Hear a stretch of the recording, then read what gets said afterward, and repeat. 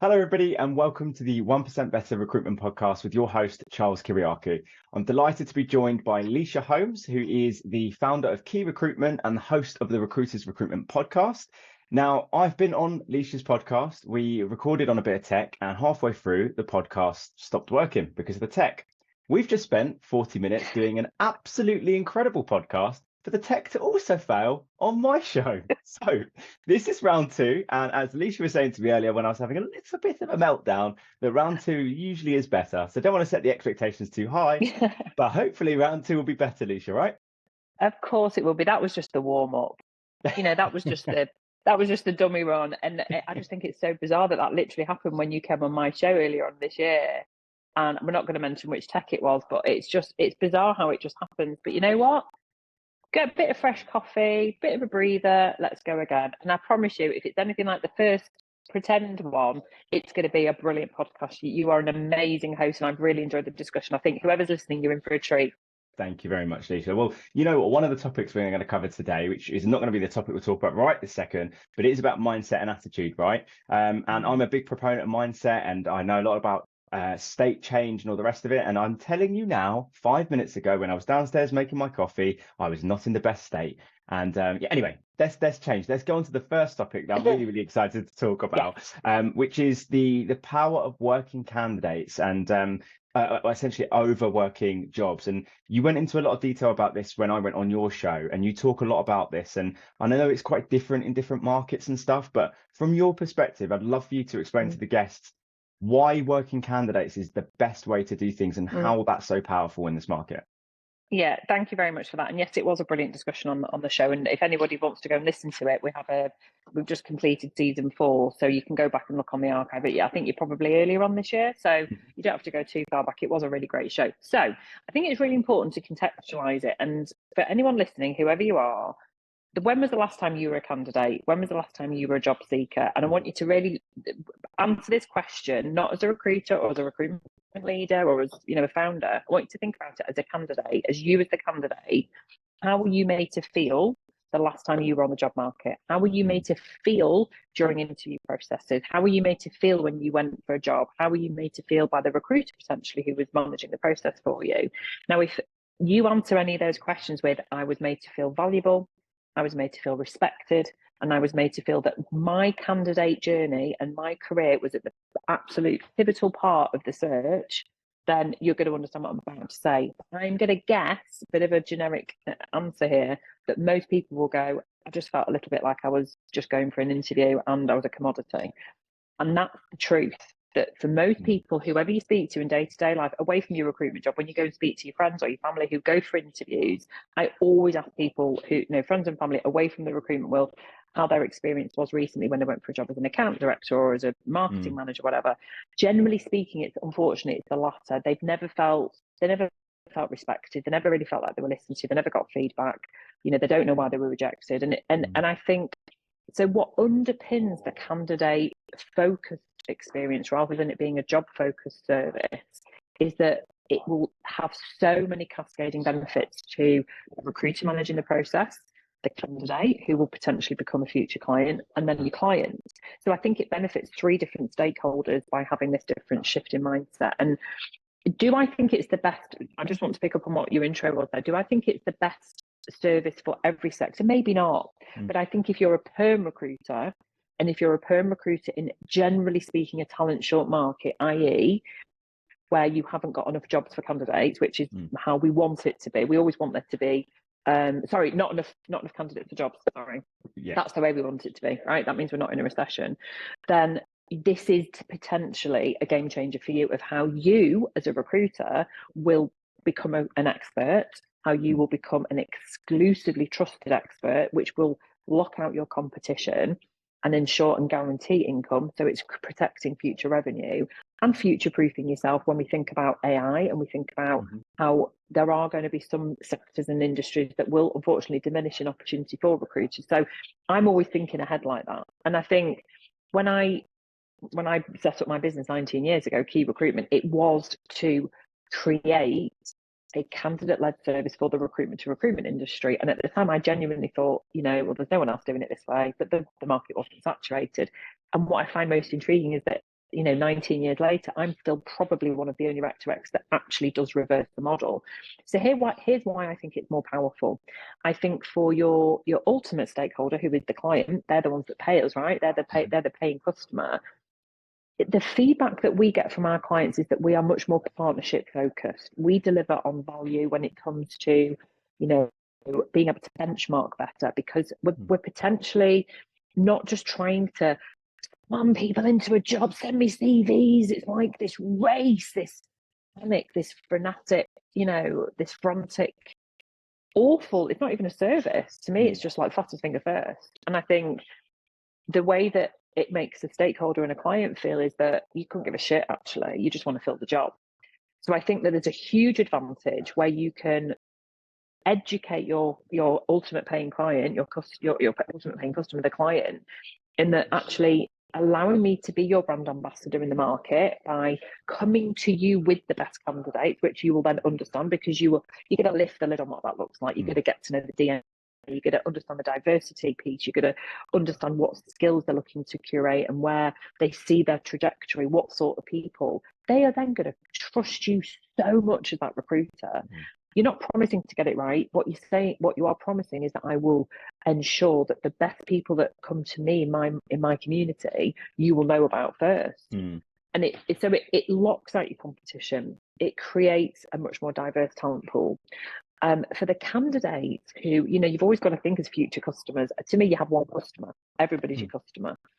But you are ensuring that they are covert, their confidentiality is promised and guaranteed. You're not jeopardizing their current job, because for me, that's the one thing, that's the first thing we should all be thinking about as recruiters. We're not going to jeopardize someone's livelihood, even if they're not working. It's making sure that person is protected and feels secure and certain that you're going to allow them to go for the right job. So, and I think it's about, for me, it sounds a bit cheesy, but it just creates a much more fun, calm and enjoyable process for every single person that is involved in the touch point by doing it this way. And I would challenge anybody who is a perm-led business to not trial this with those recruiters who have secured really great exclusive relationships with clients, to see whether this mentality works, because it's not going to cost you any more money.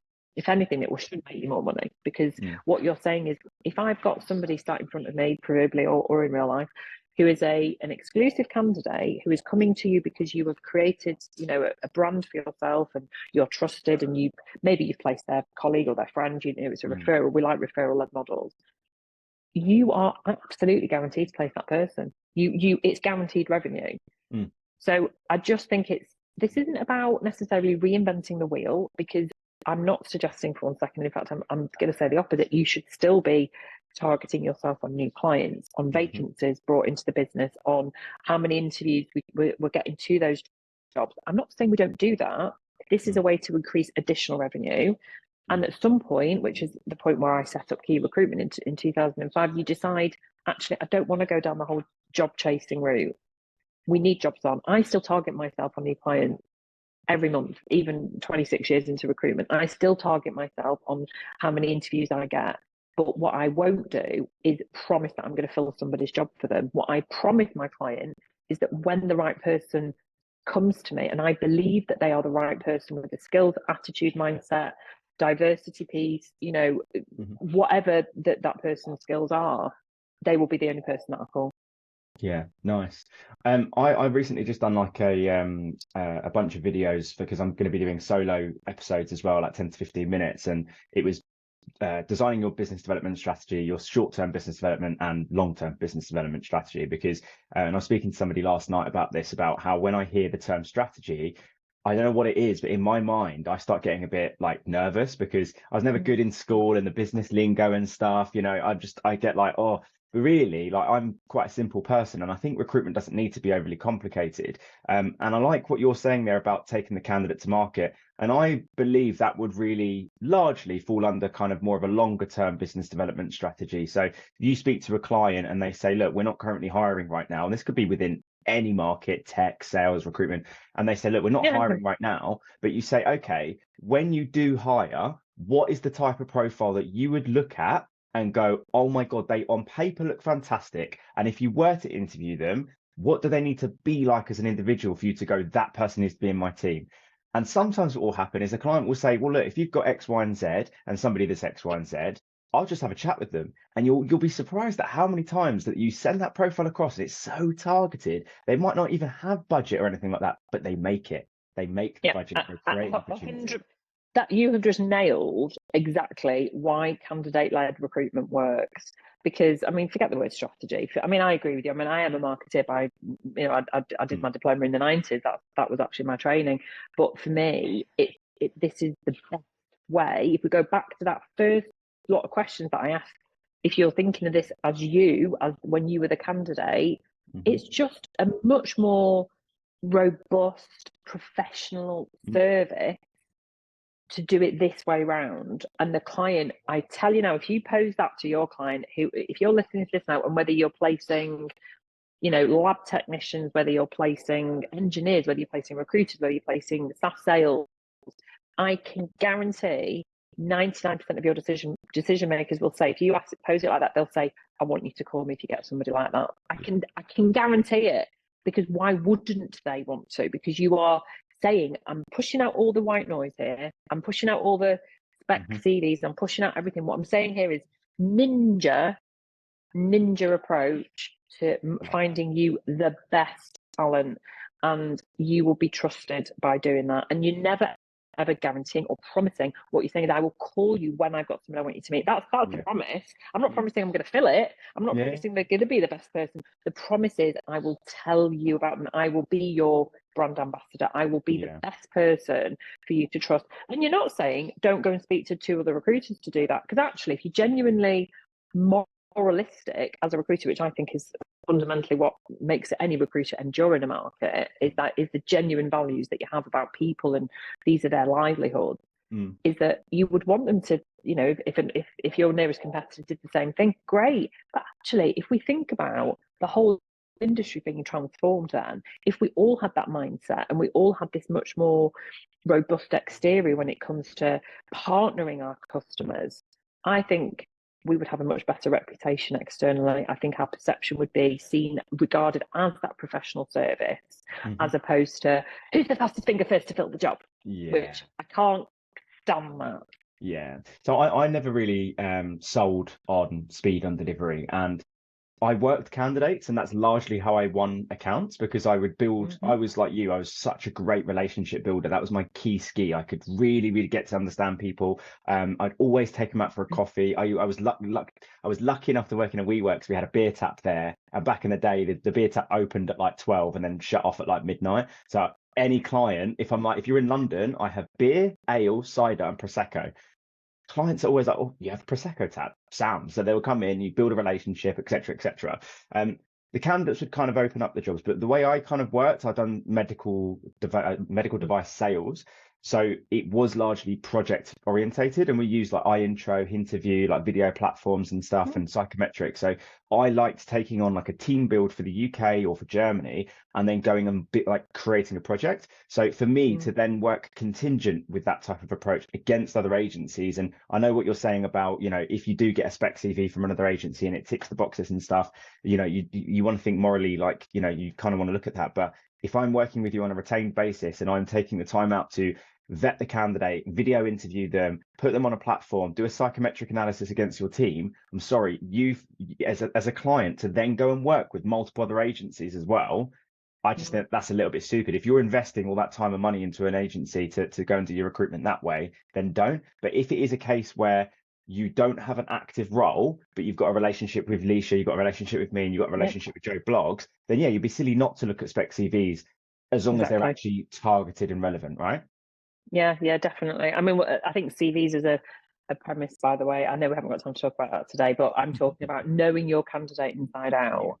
I'm sure that could be a topic for another day, Charles, whether we have CVs anymore. 100%. Controversial.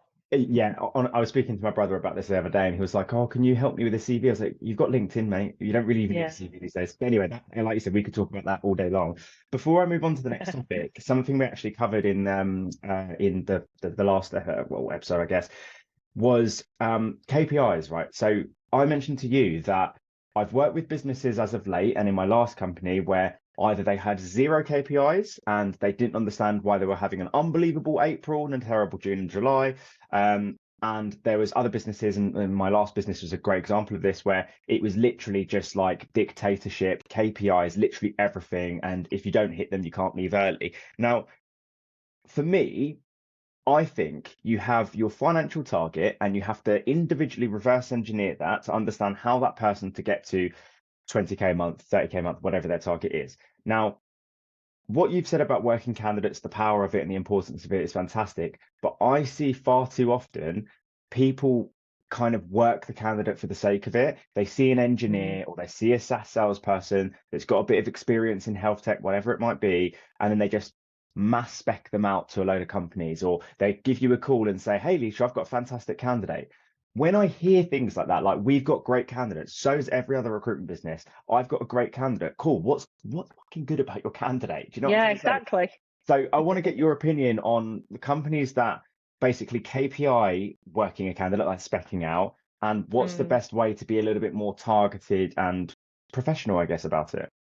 Yeah, I mean, ultimately, I want everybody to see themselves as a professional services consultant. That's what we are. I think KPIs is one of those words or phrases that just get banded around and oh, we don't have KPIs. But I still have KPIs after 26 years. It just depends what those KPIs are. They are there to indicate what your trajectory is versus your revenue target or profit target, whatever it might be. And any business that says they don't have KPIs is lying, because they do, or they are set up to, it's a house of cards. They're just going to fall, because that you can't scale a business that doesn't have KPIs. I think it's very dangerous when a business has one set of KPIs for everybody, because it's so nuanced on, first of all, the market, whether it's perm, whether it's contract, whether it's a new build, whether it's a legacy set of relationship, whether it's 360, 270, 180, all the different numbers, and where somebody's on their career. So it has to be, and I think we said this actually in the faulty recording, that I think KPIs absolutely have to be agreed with the individual, because it's ultimately them that's going to deliver on the KPIs. So I don't agree with the dictatorship of KPIs. Like we have to do all detailed jobs today or whatever it is. It has to be specific to the industry, and I think they have to be meaningful KPIs. There's no point saying to a rec to rec, you need to get 10 jobs on a week, because a good rec to rec will probably get that on a day. So they're not meaningful. So they have to be meaningful, and they always have to work backwards from that ultimate goal, which is revenue or profit. Because ultimately, without that in mind, there's no point. They're just pointless. But I think I think having KPIs for KPI's sake on a candidate is folly. I think it should be, because then we're not really thinking about the quality approach. So I think it's about, seeing the whole holistic process that we do. If we're talking of 360 recruiters, but even people that are maybe doing 270, where it's not necessarily doing new business, where it's looking after existing business, which for me is business development. It's about seeing every part of the process and understanding that each part of the process is as important. And I think this is where I've seen the downfall of so many companies in the last 18 months who built businesses on the success of the post-COVID boom, basically the 2020 to 2022 boom, where they didn't have KPIs. They didn't need KPIs, because basically anybody could fill a job, anybody could fill a place a candidate. And what you have now is an issue where people don't understand the mentality, and they're calling me and the likes of me, the checks out there, saying, "Oh, I'm being micromanaged by KPIs," and it's like, right, let's go back a step here. First of all, let's talk about what your processes are. We don't talk about process enough, and I think, for me, the people that are most successful in recruitment, who are successful over a long period of time and don't have the peak and then trough. We're talking about consistent, strong billers, right? Are the people that have good process, and that is actually one of the key things. If you lift the lid on a top biller, that is what they'll all have in common. Yes, they'll probably have real skill. They'll probably work really bloody hard. They'll probably have, they'll be incredible at networking and all the. We can talk about that again, I'm sure.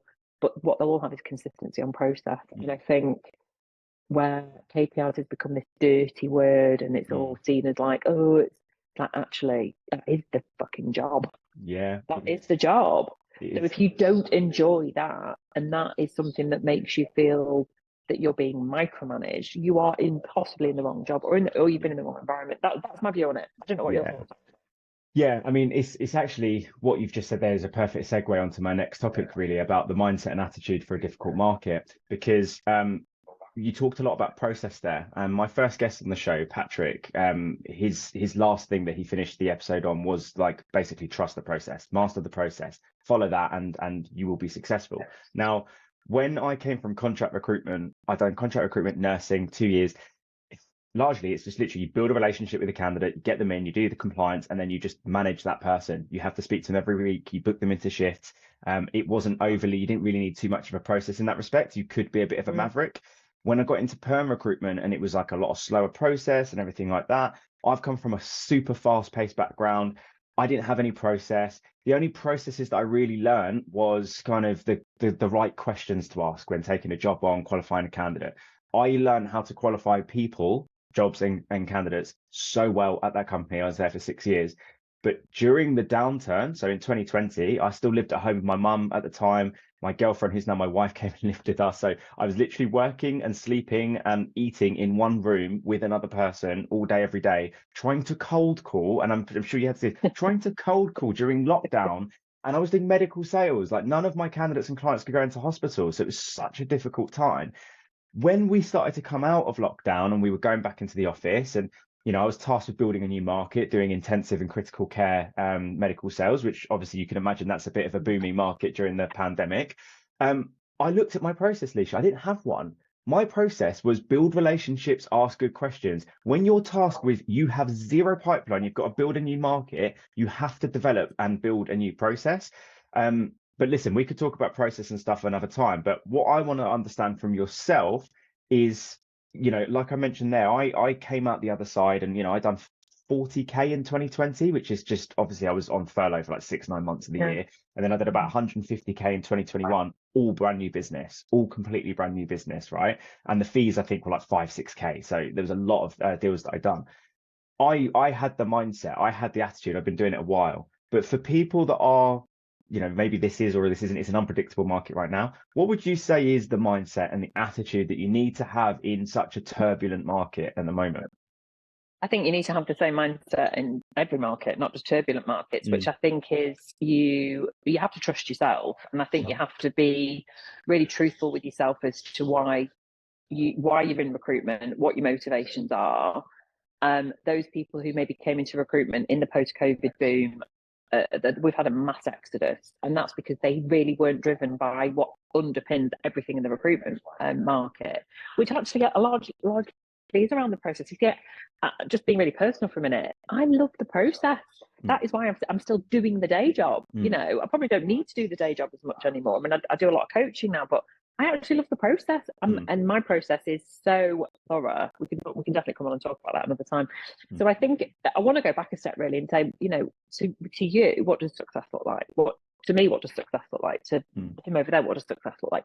And that's where I think that leaders need to understand that success is not one size fits all for everybody. Generally, crudely in our industry, success generally tends to be revenue, right? Yeah, it should actually be profit. I just like to say. I was just about to say that. I'm glad. Great minds. I've always thought that. I've always thought if we could do Control-Alt-Delete on the recruitment industry and go back to day one, it should be about each recruiter has a P&L on their desk, because you would then get better margins, you would get more quality process, you would get less dropouts, you would get more focus around the whole entire process and it being partnership. So, I mean, that's a different conversation, but I genuinely think we should think about it. I think if every recruiter understood their profit and was paid on profit rather than monthly commission, I think we would have a better reputation as an industry, but that's a whole different conversation.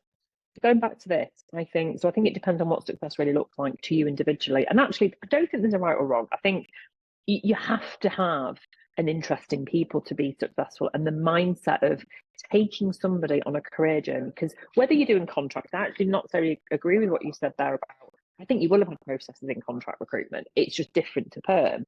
But I think it's understanding that you can change somebody's life and it is that meaningful to somebody that you're going to take them. And actually the best recruiters do the peer style. So when you start your career, you might place, new medical salespeople, and then by the time you've done it 10 years, they're the directors and they're your decision makers, and that's the whole ecosystem, which is what I love. I love it. It's amazing. So I think it's really understanding to you as a recruiter listening now what actually does success look like. And I think then on the shitty days, and let's face it, you can have an amazing quarter and then there's a war or there's a recession or there's a pandemic or something happens. We can't predict for those things. So I think it's thinking about when you are pushing through on those challenging days, it's why am I doing this in the first place? So for me, it's making sure you set yourself realistic goals. It's having, and it does go back to KPI conversation, because I think that if you're not interested in those KPIs, they are so aligned to your goals, whatever they look like. Now, it could be, I want to really get to principal, I want to get to manager or leader, or I want to run my own business one day. Actually, go strip it all away. Having KPIs that will allow you to achieve your goals to get to that are the only way you'll ever do it. So I think it's having those daily goals. I always think things should be split down daily, because you can have actually even hourly some days. Yeah. And I think your own mindset. And we as an industry talk about, we want people who are resilient. We want people who can face, be rejected on a daily basis. Yes, that's all true. But actually, I look for people, and I think the people with the best and most robust mindsets for recruitment are those who actually have fortitude. So it's people who have not used challenges in life or rejections in life or terrible days in life as a badge of honor. They've just, regardless, have learned from that and have been humble enough to learn from it and have pushed through and have learned from it. And that to me is what fortitude really means. It's just a more long-standing word than resilience for me. And I think that from an attitude point of view, you have to be so outward thinking now as a recruiter. I think the days of those lone wolves sat in the corner proverbially, keeping the best candidates in the bottom drawer, I think those days are truly numbered, because now it's all around community. It's all around collaboration. And when I'm interviewing people who are in the early stages of their career, which ultimately is that the future, the people who have got maybe not even, I don't care about degrees, I never have, I haven't got one.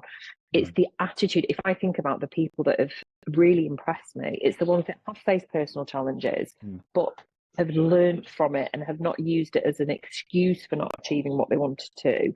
And they've set themselves goals. They've been very focused and almost not rigid, but relentless with it. And it's about people who can celebrate success with other people. I think we can be very generous as recruiters. And I think people that generally tend to be those sunshine people that we want to hire are those that, on the shitty days will be the ones that will go, right, come on guys, what are we doing? Let's do this. You don't want mood hoovers. I don't think our industry has time for mood hoovers. And I'm not saying we can't have a bad day or have something really terrible happen. And, it's about how you overcome that. I know you've talked very publicly on your LinkedIn about your personal tragedy this year, and I've talked very openly about my personal things that have happened in my life. And I think we're the sorts of people that will share that. Maybe we're oversharers. Maybe some people think it's TMI, but I think we're good examples of that. It's just a moment in time, and we're not diminishing how that makes you feel in that moment in time. But what we're saying is that what fortitude means to me is that there'll be a better day. And recruitment, at the end of the day, we're not performing surgery on people. We're not teachers, teaching young children every day.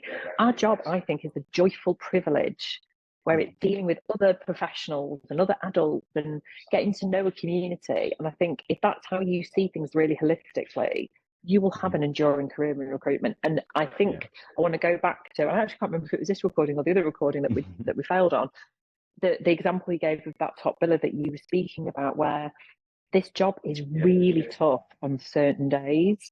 And if those days are the ones where you think, I just can't do it, I actually think life is too short to do something that you're miserable at. And I think you have to trust yourself that, are you just having a shitty day? And if you are, you just need to go and sort your head out, go for a run, go for whatever you need to do and get back on it. Yeah. But I think if you are feeling like that on a repeated basis, please go and do something else, because your life is too short. Yeah. I mean, there's an awful lot there for me to unpack, Lysha. You went in a lot of detail there, but one of the things that really resonated with me was the resilience piece, regardless of the market, because recruitment, even if you're in a really, really good market, you're still going to have candidates that you followed a process to absolutely perfectly, but then they turn around and go, oh, I spoke to my wife last night and we're actually thinking about moving to Spain. And then they just pull out the process and you're like, there's nothing I could have done there. And I remember the first time I ever had an offer fall out, and we had like an L&D consultant called Pippa, and she was absolutely amazing. And she saw me in the corner of the office just absolutely screwing, because I thought I was so confident, delivered this off to the candidate, and the candidate was just like, no, it's not enough money. And I'd literally qualified her, and she said like 45k is fine, whatever. She's rejected the offer, and I'm just absolutely screwing. And that was my first ever rejected offer in perm recruitment, which at the time feels like the world around me is burning. So I'm just like that. So she basically said, go outside, go and get some fresh air. So I'm literally sat there punching a wall thinking, you know, I'm going to get fired, all the rest of it. But you also mentioned about, you know, both of us sharing personal things in our lives and all the rest of it. Now, the reason why I share things like that on LinkedIn and other social media platforms is because I've been through a lot of crap in my life, and I've somehow managed to turn it around. And I'm nothing special. I'm nothing, you know, I'm just a normal bloke, right? But I've managed to turn it around. And because of the amount of shit that I've gone through, that hasn't been my fault, like mum having cancer, Rosie like losing the baby and all the rest of it. But I also consciously do things that I don't like and that I hate and that are really uncomfortable, right? And I was listening to a podcast the other day about there's a part of the brain that you can grow to essentially be more resilient. And now I enjoy going into my ice bath outside every morning, but it's about 10 degrees Celsius right now. So it's still cold, but it's not freezing. So I enjoy that. But because I enjoy that now, that's not growing the part of my brain to make me more resilient. So I've been going to the gym recently, and it's still hard, but I enjoy it. So I've recently decided to join a fucking CrossFit gym. I don't enjoy it. I find it terrifying. I don't know anyone there, but at the end of every single session, I feel like, oh my God, my body's absolutely battered. But I feel like, oh my God, I've just done something incredibly hard. And during the cardio part of the class, I felt like I was going to die. And what has happened is my mind has almost like calcified now, so that when I go through difficult things, if a client turns around and says, right, I don't want to work with you anymore, or, you know, something happens where I've lost a load of money, before, when I was like in my early 20s, that would have ruined my whole day. Whereas now it ruins a moment of the day, maybe about 5 minutes. And I take a deep breath in and I'm like, cool. All right, there's a positive here. I've learned from that. Let's go. So I think from what I've taken from you, and I guess the thing that I would also say to listeners as well is, in terms of the mindset and the attitude, resilience is possibly one of the most, if not the most important attributes for a successful recruiter in any given market. So do yourself a favor, if you are in recruitment and want to stay within the industry and want to be successful, find other difficult things to do, keep doing them. And trust me when I say this, when you get a client hang up on the phone, or a candidate reject an offer or whatever, it won't ruin your entire day. It will just ruin a little bit. I mean, Charles, I was just about to say, I mean, all the examples you've just given there, I mean, you know, I think I listened to that podcast. It was a neuroscientist, wasn't it? I think I listened to that. Andrew Huberman, I do draw the line at ice baths, I have to say, but I feel like that going into the gym every day. And I've been going to the gym for 18 months and I still feel terrified when walking, but it's because I know I'm going to put my body through stress. But anyway, different conversation. But I think it's really valid what you've said. And I think that you have to push yourself out your comfort zone. If you want to stay in your comfort zone, recruitment is not for you. I can tell you, if that is you and you're sat there thinking, I can't do this, I don't want to pick the phone up, I don't want to do this, I'm too scared, just please go and do something else. But I think it's really, really important to, you know, let's just level this. We're making phone calls to people. We're having conversations with people, right? You don't need a degree to do that. You're not going to be, you know, flying a jet. It's not actually, when you think about it like that, it's like, what is the worst that can happen? So what if that candidate decided that they were going to move to Spain? Do you know what? You should be the first person going, I don't blame you. Go, have an amazing time. It's all, and actually, I'm not stealing from I know what your last question is going to be. You've always got to pay it forward in recruitment. And it is not about you as the recruiter. You are there to facilitate. We are there to make things happen, but it is not about us. it is not about us getting that fee or getting that commission. It is about, is this the right thing for this candidate and this client right now? And if the answer is yes to both, great, you then win. If the answer is no to either one or both of those, it is not the right thing. And I just before we move on to the next bit, because I know we're on time here. In my first recruitment job, I remember that scenario happening to me, and my director and my candidate, basically, I actually think my candidate lost their baby. So, and it was like the Friday before he was due to start, and it was actually quite late on in the pregnancy, and he was devastated. I remember crying on the phone with him. Well, maybe he even came in the office. I mean, we're talking the 90s, it's a long time ago. And no, it must have been on the phone, because I remember my director taking my phone off me and disappearing into a meeting room, and 3 hours later she came out and she said he starts on Monday. And I just went, what did you say to him? And she basically manipulated him. She'd spent 3 hours manipulating him. And he did start, but he lasted about 2 days. And even then, I'd only been in recruitment not even 3 months. It was very early in my very early in my career, like really early. And even then I remember thinking, I'm never ever going to be that manipulative, because she didn't give a shit about what happened to them. And so that's when I learned that lesson that day, that this is not about us. Yeah. And I say that all the time to my candidates. If a candidate asks me, like if I've got a candidate with 2 offers, which is amazing, and they say, look, we don't know which one to go with, I'm like, this isn't about me and mine. It's not my choice. I'm not the one doing the job. You have to go and ask yourself, where are you going to be happiest? Because if you can answer that question, that's the right job.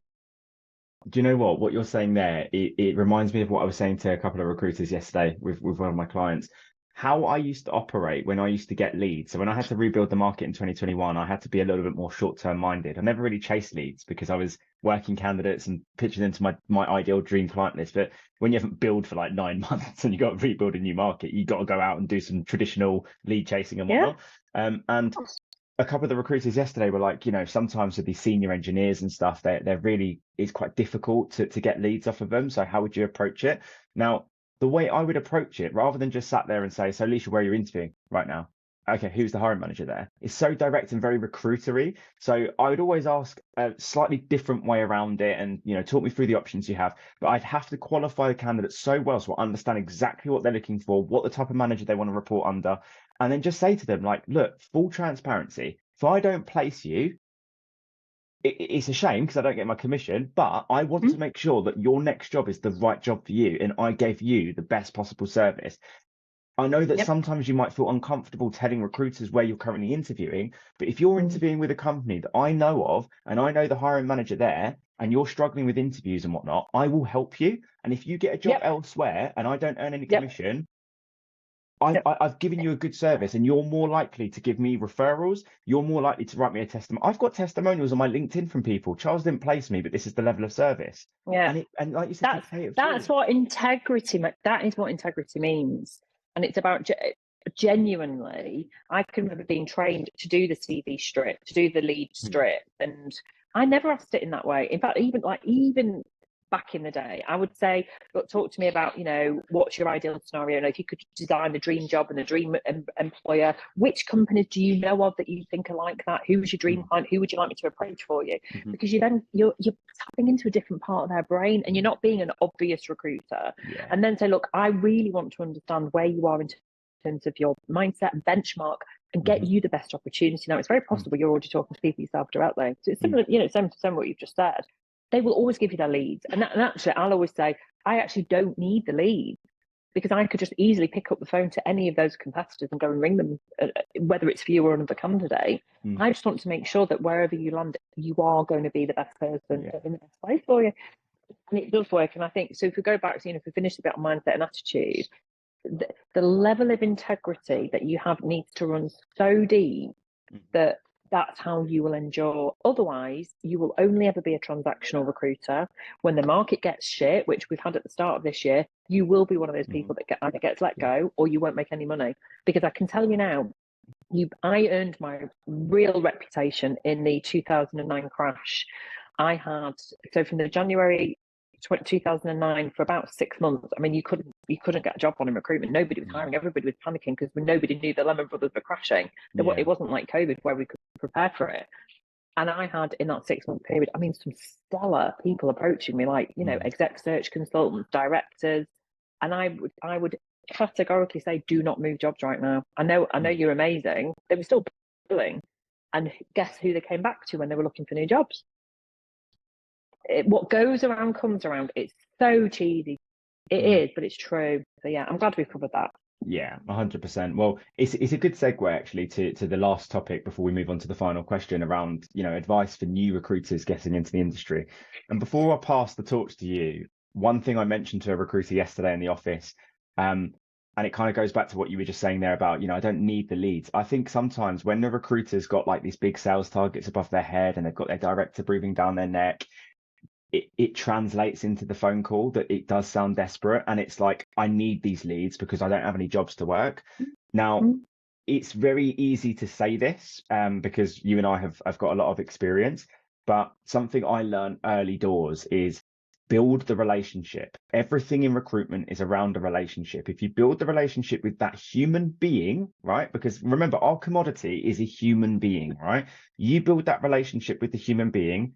Believe me when I say this, the vacancies will follow. The placements will follow. As long as you're commercial, obviously. There's obviously the little tiny things there. You can't just build a relationship and be like, whatever. You have to be commercial, but you have to prioritize relationships. But from your perspective, and you deal with a lot of sort of newer people coming into the industry and whatnot. What would you say is your best advice or most prominent bits of advice for new recruiters? I thought I would actually give an evolutionary answer because I've been in recruitment a very long time. And I've also asked Shannon, who's been with me 7 years. So she's kind of middle management. And then I've asked Lilia. So Lilia, my daughter, started in recruitment literally a month and a day ago. Nice. So she is somebody who is obviously new to recruitment herself, although she's literally lived it all her life with me. But she's new to the job. And she's one of her main targets is to curate a community of newbie recruiters. So I've asked her as well. So the answer is going to be kind of the evolutionary answer. I love that. So my answer is this. So my advice to people who are entering or who just entered the industry is that you need to be curious above all else. Be curious, ask more questions, never take anything at face value. I think you need to follow the process. Whatever the process is for your industry, follow it to the letter for a really long time. And when I say for a really long time, I was following the questions for how to take a job on for about 3 years. And then it just becomes part of it. It becomes the mechanics of how you operate. And I still to this day follow that structure.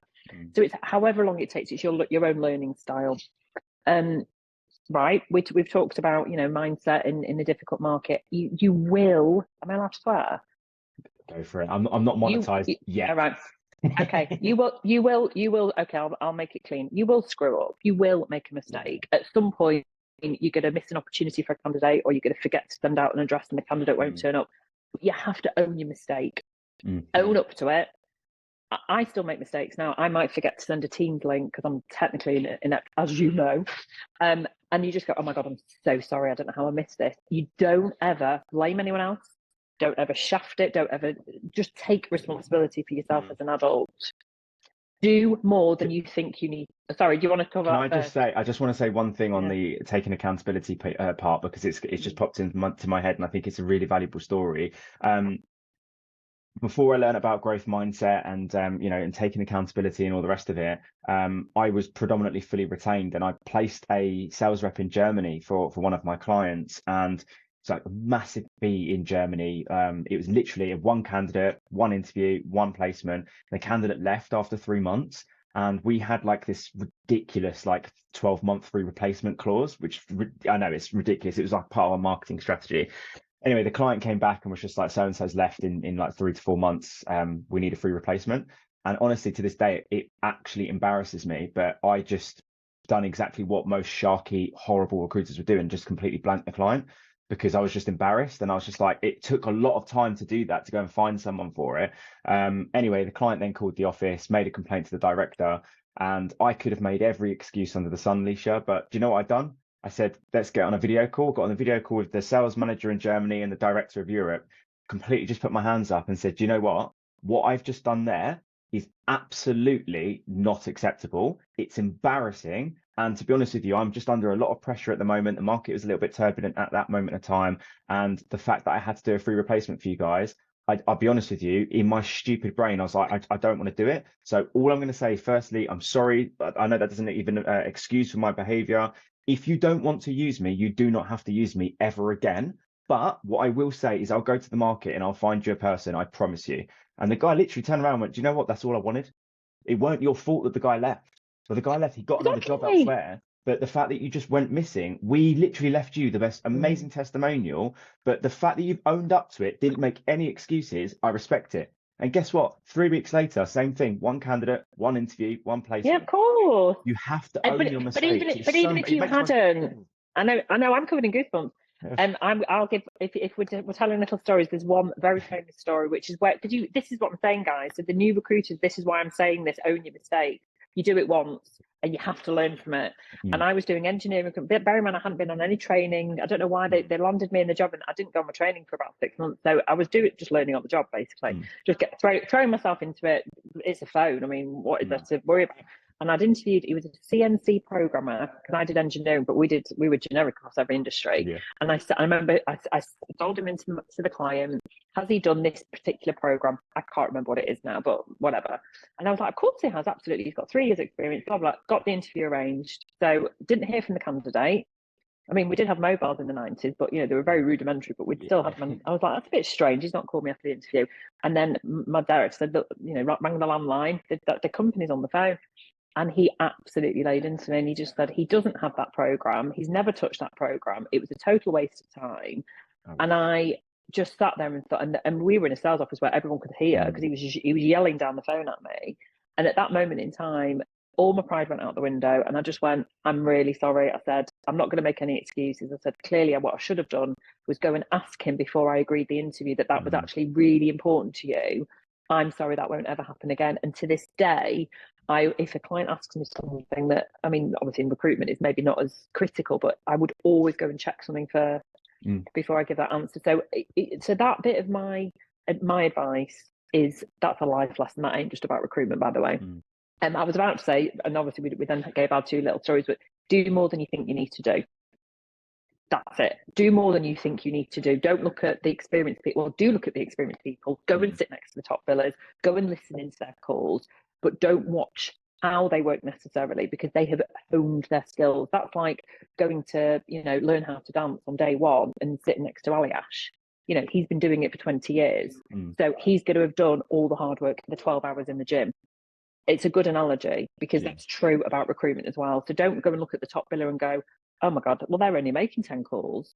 They spent years making the 50 calls or whatever they needed to do. Yeah. But flipping that, you have to mirror how they sound, their nuances, their tone. Ask them questions.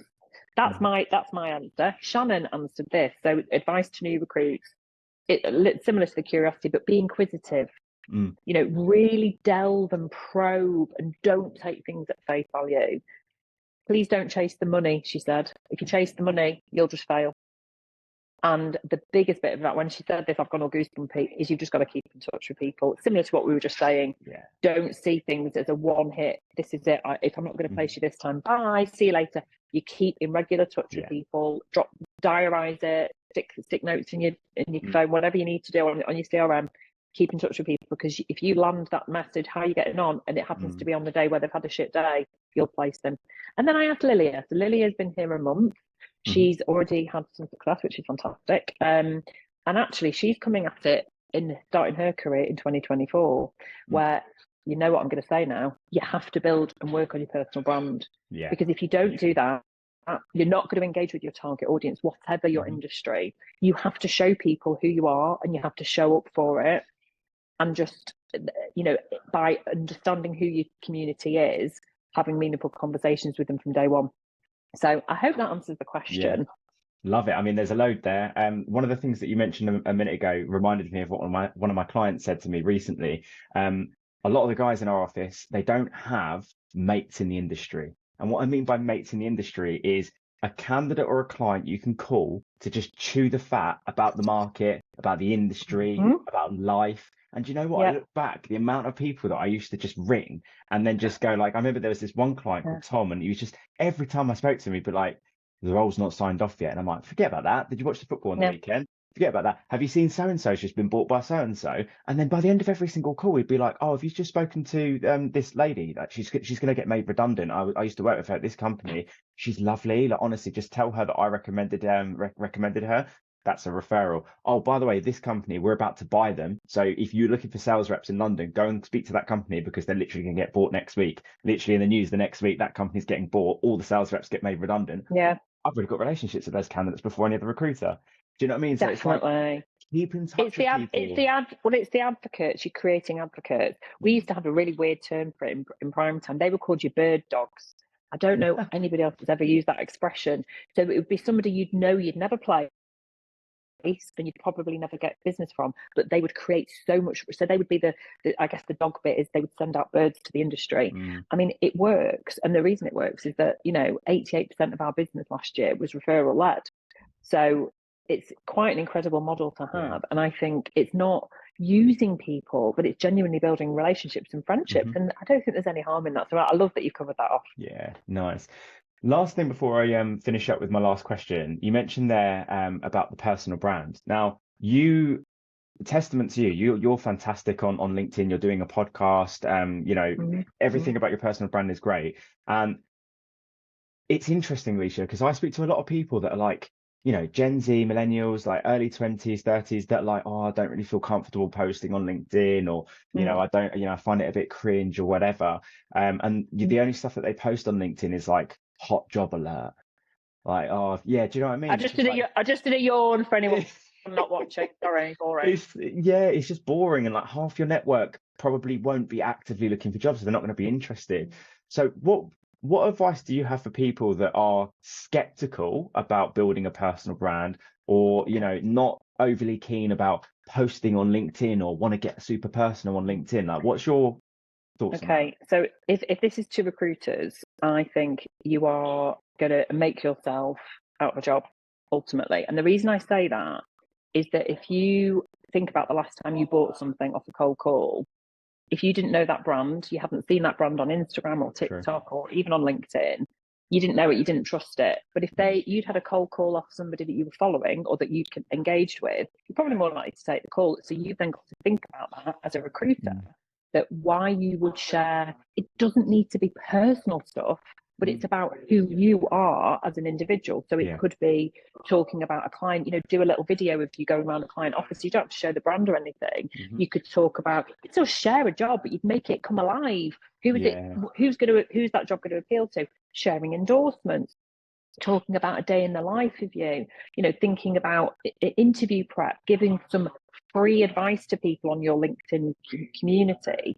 If you don't share something that's much more than just boring old jobs, you're never going to lock in your passive, I hate that word, but passive talent pool. You're just never going to do it because everyone else that's doing it is going to do it. So I think you don't need to share the personal stories of, tragedy and sacrifice or any sort of resilient stories. You don't have to share that. People like you and me are happy to share it because we just are. But I appreciate that a lot of people don't. But what you are doing is you are allowing people to see who, this is what Lily was saying in her advice. It's giving a window to who you are as a person, so that when you do that call or when you do pitch a candidate into them, they actually know who you are. Exactly. And it just makes things so easy. And it's about we talk about consistency at the start of the pod, which is a very nice way to segue to almost finish it. But consistently posting something that's much more valuable and credible on LinkedIn than just jobs will allow you to be the first person that person thinks of when they're either looking for a job or wanting to hire. And it is that crude. But just think about it. Anyone that is reticent, would you buy something off somebody that you didn't actually know? No, you wouldn't. Nobody would anymore. That's not how we buy anymore. That's not consumer habits. And it's the same for looking for a job. 100%. I think the best advice from my perspective about people that are reluctant to post or a little bit skeptical, or, you've got those people that are like, oh, LinkedIn's turned into Facebook, right? Bore off. If you're going to post on LinkedIn, to start really, really simple, you can still post once a week about the jobs, because you will have a section of your market that are active. And if you post, I remember one of my best ever job posts was, do you want to pay your mortgage off? Get in touch with me. And then I put the salary in the bonus. And I had so many people like, oh, I want to pay my mortgage. So you can do that. That's one of your posts. The next post for the week, do something personal. Did you just Did you go to a CrossFit class? Did you go to the gym and you hated it? Did you try an ice bar for the first time? Did you go to a nice restaurant with your team, right?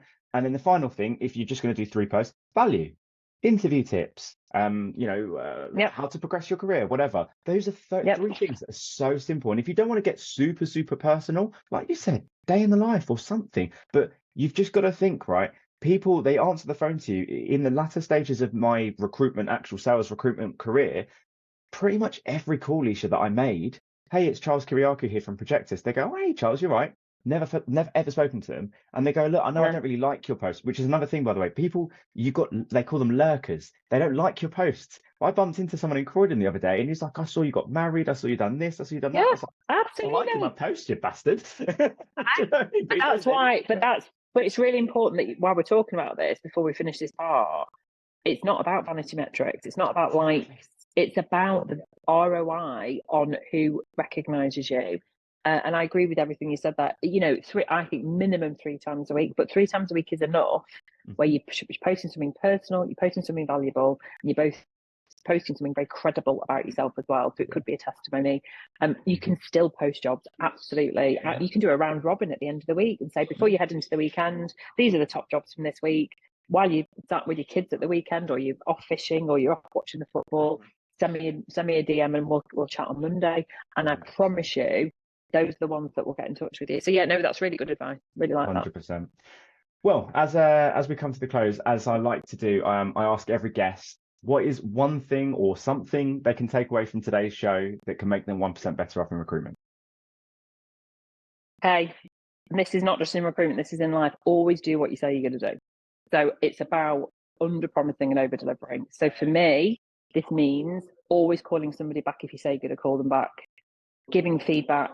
If there's no feedback, that's still feedback. I'm still waiting for the client call.